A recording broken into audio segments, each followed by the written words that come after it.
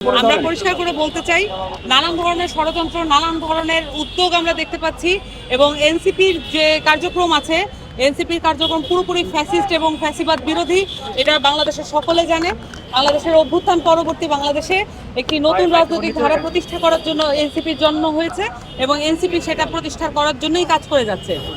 এনসিপির গুরুত্বপূর্ণ টপ 10 একজন লিডারের উপরে যেই হামলা করা হয়েছে, এই হামলার তীব্র নিন্দা, তীব্র প্রতিবাদ জানাচ্ছি এবং প্রশাসনের পক্ষ থেকে এখানে উদ্যোগ গ্রহণ করতে হবে। দোষীদেরকে আইনের আওতায় আনতে হবে, তাদেরকে দোষী সাব্যস্ত করতে হবে এবং তাদের উপরে যাতে এইভাবে আমাদের এনসিপির নেতাকর্মীরা বিভিন্ন এলাকায় যাচ্ছেন, তারা জনসংযোগ করছেন এবং অভ্যুত্থানের পক্ষে শক্তিগুলোকে একত্রিত করার চেষ্টা চালিয়ে যাচ্ছেন।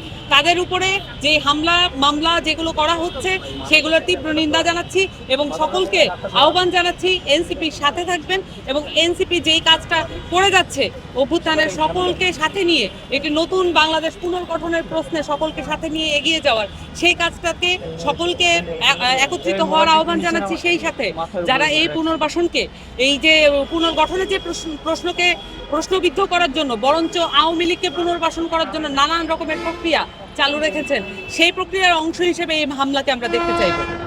আপু, আব্দুল হান্নান মাসুদ এখনো কিন্তু সড়কের মধ্যে আছেন, আন্দোলন করছেন। যদি গ্রেপ্তার যারা হামলা করছে তাদের যদি গ্রেপ্তার না করা হয়, আপনারা বড় কোনো কর্মসূচি দিবেন? অবশ্যই আমাদের একজন গুরুত্বপূর্ণ নেতা, যিনি অভ্যুত্থানের প্রথম দিককার সারির নেতা ছিলেন, তার উপরে হামলাকে আমরা ধরে নিচ্ছি এটা অভ্যুত্থানের উপরে হামলা হওয়ার শামিল এবং অভ্যুত্থানের যে চিন্তা এবং আকাঙ্ক্ষা আছে সেটার উপরে হামলা হওয়ার শামিল।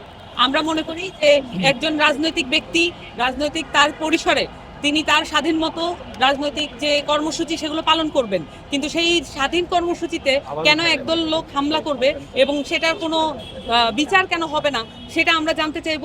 আমরা আশা করি এটা দ্রুতই বিচারের আওতায় আসবে এবং এই ধরনের কোনো ধরনের যেটা স্বাধীন রাজনৈতিক কর্মসূচি আছে, কোনো রাজনৈতিক দলের উপরেও যাতে এই ধরনের হামলা না হয় সেটা আমরা চাইবো এবং বাংলাদেশের স্থিতিশীলতা এবং সেই সাথে বাংলাদেশের রাজনৈতিক যে তৎপরতা আছে, রাজনৈতিক যে আকাঙ্ক্ষা আছে, সেখানে যাতে কোনো ধরনের বাড়তি হস্তক্ষেপ না হয়, কোনো ধরনের হামলা না হয় সেটা আমরা চাইবো।